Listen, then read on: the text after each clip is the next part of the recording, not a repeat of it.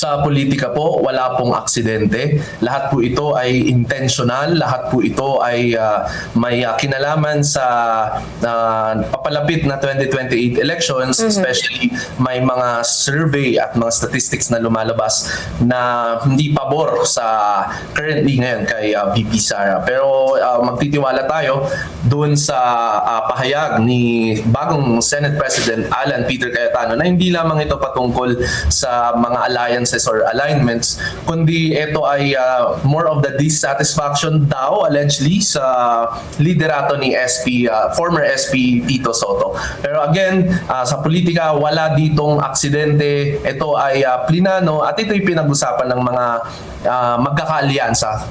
13 yata or 14 sila kahapon. Sa ating constitution, walang specific na requirement na dapat lawyer yung senator or Senate President na mag-manage or mag-preside sa impeachment court. Doon naman din sa kanilang rules of impeachment, yung internal nila, na document or governing rules nila, wala din naman. Actually, doon natin makikita na hindi naman talaga requirement na ikaw ay member of the bar or abogado para ikaw ay qualified na maging presiding officer. Baka preference na lang yon nung mga nakaupo doon kasi they feel na highly technical ang impeachment proceedings. But at the same time, hindi na lang ito patungkol sa qualification ni SP Soto. It's more of the dissatisfaction nila sa mga previous niya, probably na sentiments, dahil yung interpretation ni SP Soto ng forthwith ay walang delay, walang further ado. It's more of a-actionan nila agad, magko-convince sila. In fairness, kasi kapag abogado ka, alam mo yung proseso, alam mo yung mga jargons, alam mo yung legalities and the technicalities. Makakatulong yon. To be fair din naman na abogado ang presiding officer, makakatulong yon dahil ang mag-a-appear naman talaga from both parties, mga House prosecution panel natin, mga abogado din, ganun din naman yung mga magtatanggol sa depensa. Kaya iba yung proceedings kasi alam niya yung ibalanse yung concerns ni defense at ni prosecution. More than that, alam niyang maging maingat sa direksyon na tatahakin sapagkat ang abogado ay nag-aral, nagsanay at may karanasan sa mga ganitong uri ng proseso na maaaring sa perspektibo ng hindi abogado ay material, 'di ba, sa proceedings na mangyayari. Manipis yung current natin na majority, 13 or 14 lang sila. Merong may dalawang nag-abstain na hindi pa natin matansya.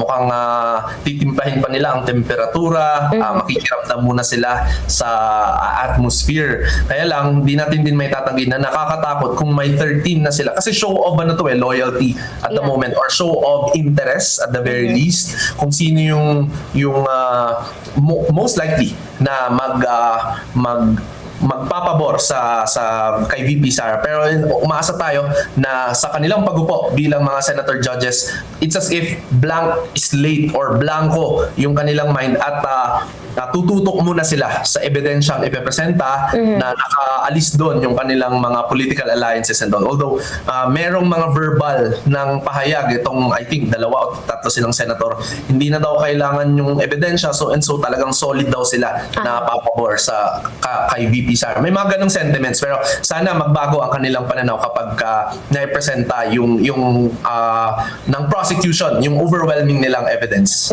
Definitely, meron nitong kinalaman. Yun din yung risk, no? Yun yung risk na earlier pa siya na nagpahayag ng kanyang interest na magpa-file siya ng candidacy. But at the same time, kung usapin ng batas at ebidensya ang labanan, meron din naman talagang probable cause si House of Representatives. 255 or parang 257 yata nung kinorek kagabi, 'di ba? Kaya hindi lang natin principally hindi talaga natin masasabi na ano lang to politika so and so kasi meron din naman talagang probable cause about 6 billion dun sa SALN yung hindi ma-declare. Yun na lang sana yung avenue, 'di ba? Yung Senate trial na lang sana yung avenue para malinaw lang. Actually hindi naman ibig sabihin na nag-yes ka ay anti-Duterte ka na. It's just giving the opportunity sa pangalawang pangulo na linisin ang kanyang pangalan sa tamang forum.